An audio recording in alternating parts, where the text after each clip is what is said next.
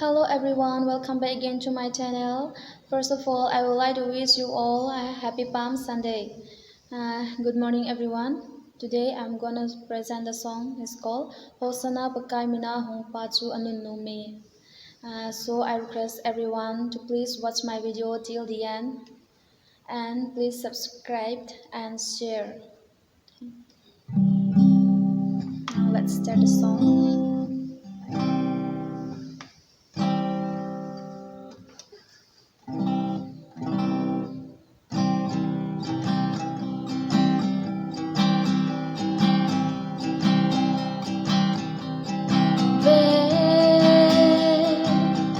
Zayon ko kisay piun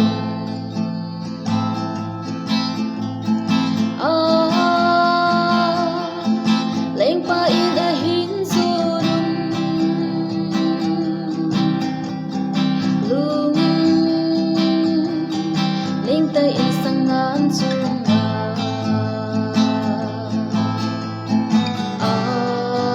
Tobin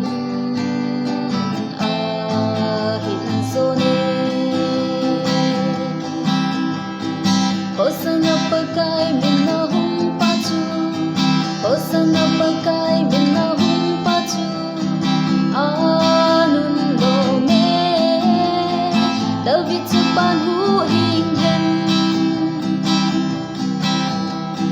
Hosana pakai mina hong pachu Sulung penin hu hing hen Hosana pakai mina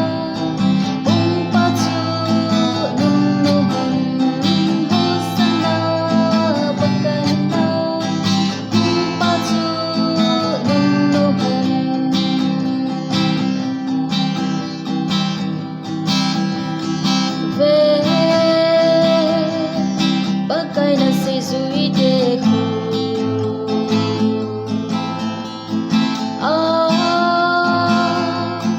Tilbul upu poti bin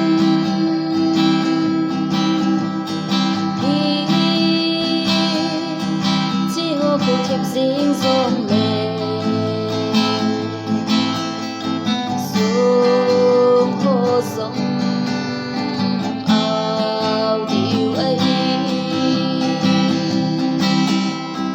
Hosana pakai mina hong pachu Hosana pakai mina hong pachu Anun do me David sepan hu hing hen Hosana pakai mina hong pachu Sulung penin hu hing hen Hosana pakai mina hong pachu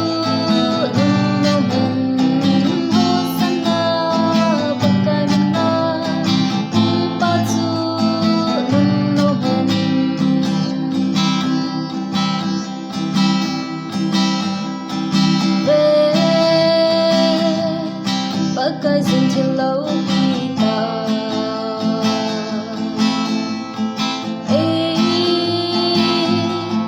Bopi ui bạc suy ưu tê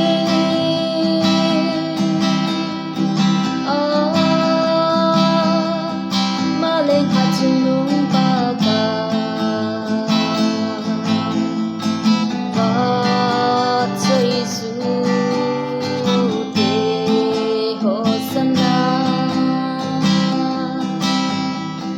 Hosana pakai mina hong pachu Hosana pakai mina hong pachu Anun lo me David sepan hu hing hen Hosana pakai mina hong pachu Sulung penin hu hing hen Hosana pakai mina hong pachu